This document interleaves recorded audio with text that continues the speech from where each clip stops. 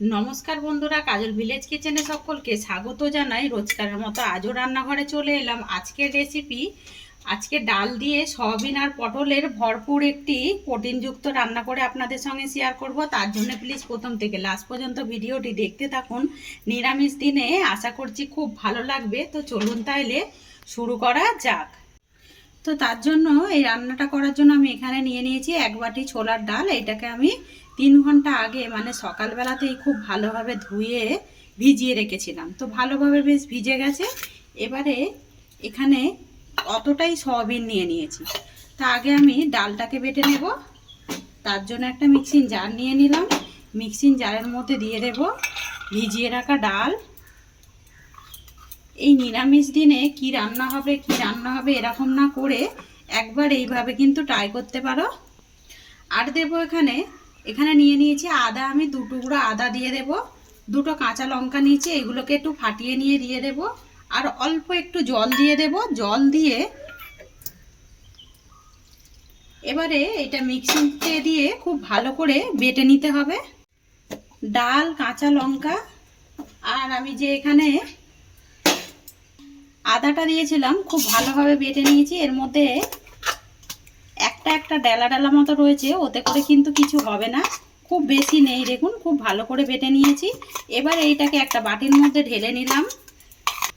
তো বাটির মধ্যে ঢেলে নিলাম। এই মিক্সিং জারটাই নিয়ে নিয়েছি। এর মধ্যে সয়াবিনটাকে কিন্তু ধুয়ে আমি এইটাকেও ওই একইভাবে ভিজিয়ে দিয়েছিলাম। আপনারা চাইলে কিন্তু জলের মধ্যে তাড়া থাকলে সিদ্ধ করেও নিতে পারেন যদি মনে হয়। আমি আর সিদ্ধ করলাম না, একটু জলের মধ্যে ভিজিয়ে আর ভালো করে নিগড়ে নিয়েছি, মানে জলটাকে নিগড়ে ফেলে দিয়েছি। এবারে ওই একইভাবে সয়াবিনটাকেও বেটে নেব। সয়াবিনটাকেও খুব ভালোভাবে মিক্সিতে দিয়ে আমি নাড়াচাড়া করে বেশ বেটে নিলাম। বাটাটা দেখুন এরকমই হবে, ঠিক একটু দানা দানা ভাব থাকলে পরে খেতে কিন্তু ভালো লাগবে। এরকম নিরামিষ দিনে যদি ডাল, সয়াবিন আর একটু পটলের আমরা নিরামিষ কিছু করে থাকি তাহলে কিন্তু খেতে বেশ দুর্দান্ত হয় আর দারুণ কিন্তু লাগে। অপরদিকে গ্যাস অন করে কড়াটা গরম হতে বসিয়ে দিয়েছি। কড়ার মধ্যে দিয়ে দেবো আমি সর্ষের তেল।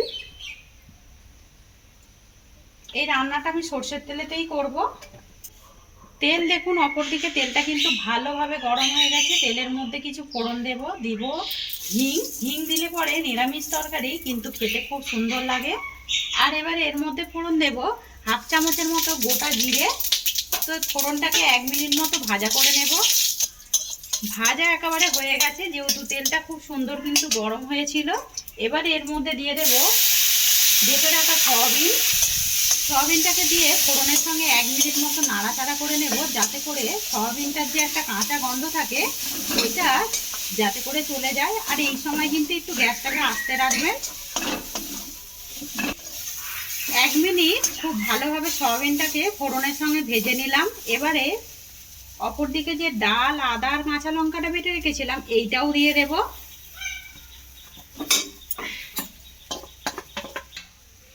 এবারে আমি আগেই বলেছিলাম এর মধ্যে আমি দেব পটল। এখন বাজারে প্রচুর পটল পাওয়া যাচ্ছে।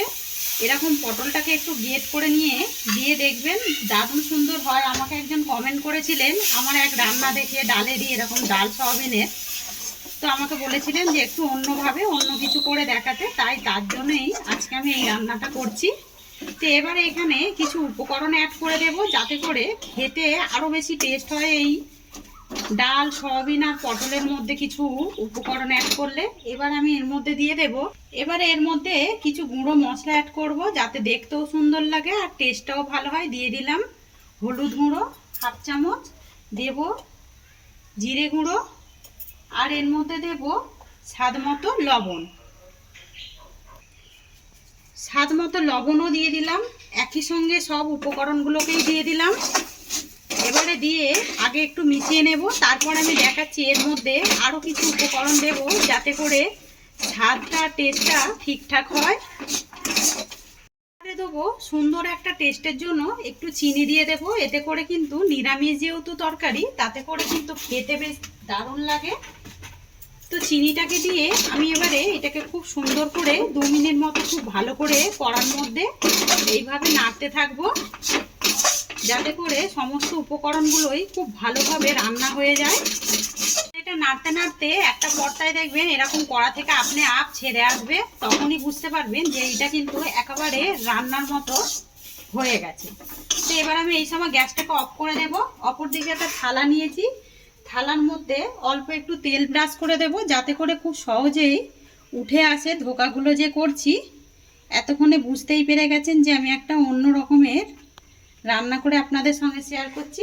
এর মধ্যে দিয়ে দিলাম তেল। তেলটাকে অতি অবশ্যই দেবেন, না হলে কিন্তু এরকম এই ধোকাগুলো তুলতে কিন্তু ভেঙে যাবে। তখন এত কষ্ট করে রান্না করে যদি ভেঙে যায় তাহলে কিন্তু ভালো লাগে না। তো এবারে এর মধ্যে নিয়ে নিলাম। এইটা কিন্তু একটু গরম গরম থাকবে, এই সময় হাত দিয়ে আমি একটু সেট করে দেব। তার আগে একটু খুন্তি দিয়ে এইভাবে একটু চেপে চেপে একটু এইভাবে থালার মধ্যে একটু সেট করে দেব। তো এটাকে খুন্তি দিয়ে যতটা পারি আমি এইভাবে একটু চেপে চেপে দিলাম। এবারে হাত দিয়ে একটু এইভাবে সেট করে দেব, যাতে করে ঠিকঠাকভাবে এটা বসে যায় আর কাটতেও কিন্তু সুন্দরভাবে সুবিধা হয়। তো এটাকে খুব ভালোভাবে সেট করে নিয়েছি, একদম খুব সুন্দর হয়ে গেছে আর একটু ঠান্ডাও হয়ে গেছে। অপর দিকে একটা ছুরি নিয়ে নিয়েছি, ছুরির গায়ে অল্প করে একটু তেল মাখিয়ে দিয়েছি, যাতে করে কাটতে গেলে ভেঙে না যায়। তো এইখানে এবারে আমি এই মাপের করে কেটে নিচ্ছি। আপনারা চাইলে যে যেরকম পছন্দের মতো করে কেটে নিতে পারেন। আমি এইভাবেই ধোকাগুলোকে ঠিক কেটে নেব। তো খুব ভালোভাবে এগুলোকে কেটে নিলাম। কাটাগুলো দেখুন কতটা সুন্দর লাগছে, আর ধোকাগুলো কিন্তু খুব ভালোভাবে হয়েছে। এবারে হাত দিয়ে একটু এইভাবে একটু সেট করে দেব, তাহলে কিন্তু ধোকাগুলো এবারে অনেক সময় কড়াতে দিলে পরে দেখবেন ভেঙে যায়। যাতে না ভেঙে যায় সেইটার উপায় আমি আজকে দেখাচ্ছি। তার জন্য এখানে আমি আটা নিয়ে নিয়েছি। আটার মধ্যে দিয়ে দেব অল্প একটু লবণ আর দেব জল, দিয়ে একটু পাতলা একটা ব্যাটার রেডি করে নেব।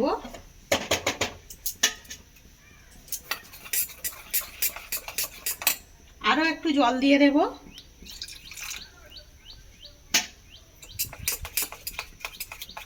ততক্ষণে অপর দিকে একটা কড়া গরম হতে বসে দিয়েছি। কড়াটা কিন্তু খুব সুন্দর করে গরম হয়ে গেছে। কড়ার মধ্যে দিয়ে দেব আমি সর্ষের তেল। আমি রান্নাটা আজকে সর্ষের তেলেই করছি। আপনারা চাইলে কিন্তু এটা সাদা তেলেও করতে পারেন, বা সাদা তেলেও এই ধোকাগুলো ভেজে নিতে পারেন। তো এইখানে কিন্তু আটার যে ব্যাটারটা রেডি করলাম একেবারে হয়ে গেছে। এরকমই পাতলা রাখতে হবে, খুব বেশি ঘন করলে হবে না। এইভাবে একটা পাতলা ব্যাটার রেডি করে নেবেন। এখানে একেবারে আটার ব্যাটারটা রেডি হয়ে গেছে। এখানে একটা ধোকা নিয়ে নেব, নিয়ে এইভাবে একটু ডুবিয়ে নেব। আর অপর দিকে কিন্তু তেলটাও সুন্দরভাবে গরম হয়ে গেছে। একটু চারিদিকে এইভাবে দিয়ে দেব তেলটাকে, দিয়ে এখান থেকে এটাকে ডোবাবো আর তেলের মধ্যে ছেড়ে দেবো। যেরকম ঠিক আমরা মাছের পিস ভেজে থাকি সেইভাবেই এবারে এইভাবে ধোকাগুলোকে ভেজে নিতে হবে। একটাও ধোকা ভাঙবে না, আর খুব সুন্দরভাবে কিন্তু মাছের পিসের মতো করেই ভাজা হবে। কেউ বলবেও না এটা কি রান্না করছি যতক্ষণ না খায়।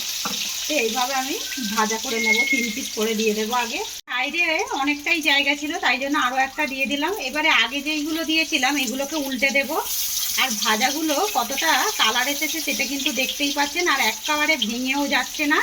এরকম ডাল, সয়াবিন আর পটলের মজাদার ভরপুর একটি প্রোটিনযুক্ত খাবার আপনাদের কীরকম লাগলো কমেন্ট করে অতি অবশ্যই জানাবেন। সবগুলোই বেশ মাছের পিসের মতো করে ভেজে নিলাম। তুলে দেখাচ্ছি একটা কীরকম হয়েছে। তো কতটা সুন্দর হয়েছে সেটা কিন্তু দেখেই বোঝা যাচ্ছে। এবারে এক এক করে এই ধোকাগুলোকে আমি তুলে নেব। তো সমস্তগুলোই কিন্তু হয়ে গেছে, সবগুলোই তুলে নিলাম। আর কতটা সুন্দর হয়েছে সেটা কিন্তু দেখেই বোঝা যাচ্ছে। পুরো যেন মনে হচ্ছে মাছের পিসের মতোই ভাজা হয়েছে। আর যেই ধোকাগুলো রেডি করে রেখেছিলাম ওইগুলোকেও আমি একইভাবে তেলের মধ্যে দিয়ে দেবো, দিয়ে ভেজে ফিরে আসছি। ভেজে ফিরে এলাম, আর ধোকাগুলো দেখুন কতটা ভালো লাগছে দেখতে। আর এই তেলের মধ্যেই আমি এখানে আলু দিয়ে দেব। এখানে দুটো আমি মাঝারি সাইজের এরকম টুকরো করে ডুমো ডুমো করে আলু কেটে রেখেছি।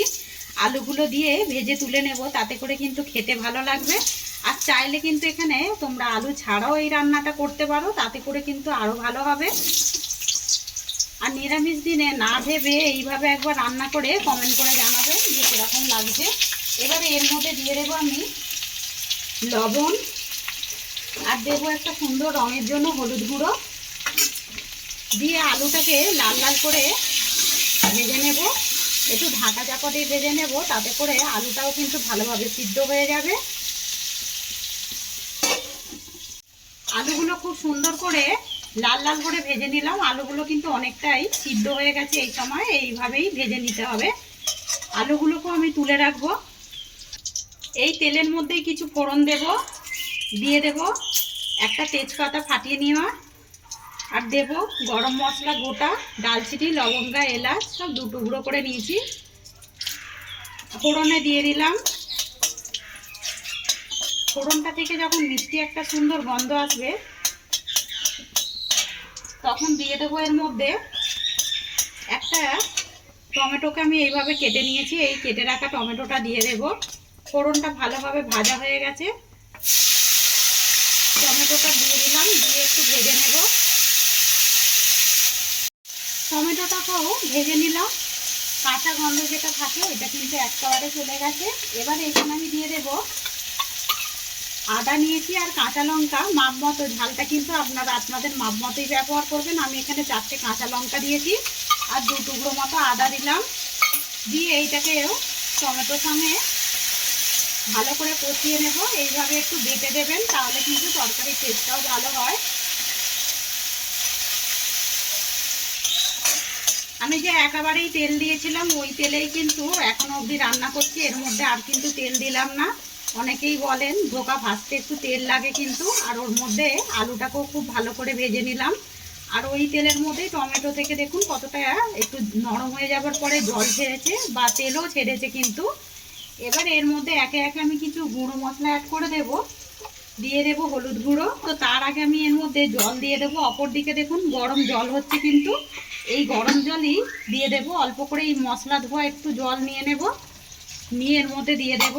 দিয়ে এর উপরে এবারে দেব হলুদ গুঁড়ো, দিয়ে দেব ধনে গুঁড়ো। এবারে দেব এর মধ্যে জিরে গুঁড়ো, রঙের জন্য দিয়ে দেব কাশ্মীরি লঙ্কার গুঁড়ো। আপনারা চাইলে এটা কিন্তু বাদ দিতেও পারেন। এবার আমি এখানে দেব মানে লবণ মাপ মতো বা স্বাদ মতো দিয়ে দেব লবণ। লবণ কিন্তু আমি এখনো অবধি ব্যবহার করিনি। এবারে দিয়ে দিলাম লবণ। লবণ দিয়ে মশলাটাকে ঢাকা চাপা দিয়ে খুব ভালো করে তেল ছাড়া পর্যন্ত নাড়াচাড়া করে নিয়ে কষিয়ে নিতে হবে। যত মশলা কষানো হবে তত কিন্তু তরকারির টেস্টটাও ভালো আসবে। তো ঢাকা দিয়ে মশলাটাকে খুব ভালো করে কষিয়ে নিয়েছি। মশলা থেকে তেল ছাড়তে শুরু করেছে আর মশলাটা কত সুন্দর কালারও এসেছে দেখুন।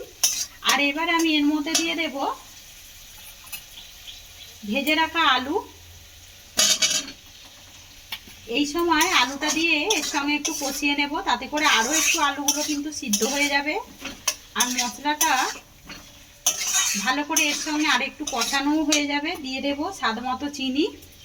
নিরামিষ রান্নায় একটু চিনি দিলে ভালো লাগে। তো চিনিটা যাদের খাওয়া বারণ আছে তারা বাদ দিয়েই করবেন। আমি এইভাবে একটু আলুটাকে দিয়েও কষিয়ে নেব। আলুর সঙ্গে মশলাও কষানো হয়ে গেছে আর রংটা কতটা ভালো এসেছে। এবার আমি এর মধ্যে দিয়ে দেব, এখানে আগে থেকে গরম জল করে রেখেছি, মাপ মতো জল দিয়ে দেব। যে যেরকম গ্রেভি খেতে চান সেইভাবেই কিন্তু জলটা ব্যবহার করবেন। আমি এখানে 2 বাটির মতো জল দিয়ে দিলাম। এখনো একটু রয়েছে, আমি এখানে 3 বাটি জল গরম করেছি। আর একটু ধোকাতে জল দিয়ে দেবেন বেশি করে, না হলে ধোকা কিন্তু যেহেতু সয়াবিন রয়েছে এটা কিন্তু আবার একটু জল টানবে। দিয়ে আলুটাকে ভালো করে এর সঙ্গে রান্না করে নেব। খুব ভালোভাবে আলুটা কিন্তু রান্না হয়ে গেছে, আলুটা সিদ্ধও হয়ে গেছে। এবারে এই সময় আমি দিয়ে দেব ভেজে রাখা ধোকাগুলো। এইগুলো কিন্তু ডাল ভাতের সঙ্গেও খেতে বেশ ভালো লাগে। শুধু যদি এইগুলোকেই কড়া কড়া করে একটু ভাজেন তাতে করে কিন্তু ডাল ভাত খেতেও ভালোই লাগবে। এবারে আমি এর মধ্যে দিয়ে দেব কিছু উপকরণ দিয়ে দেব, দিয়ে আমি খুব ভালো করে এটাকে এবারে রান্না করে নেব। এই ফাঁকে আমি দিয়ে দেব 2টো কাঁচা লঙ্কা। এটা একটা সুন্দর গন্ধের জন্য দিলাম, এটা কিন্তু চাইলে আগেও দিতে পারতাম। এই সময় দিয়ে দিলাম। এবার আমি এর মধ্যে দেব গরম মশলা গুঁড়ো, আর দেব এর মধ্যে যেটা ঘি। যেহেতু নিরামিষ তরকারি একটু ঘি দিলে পরে খেতে আরো বেশি ভালো লাগবে, তাই আমি দিয়ে দিলাম হাফ চামচের মতো ঘি। দিয়ে খুব ভালো করে মিশিয়ে নেব।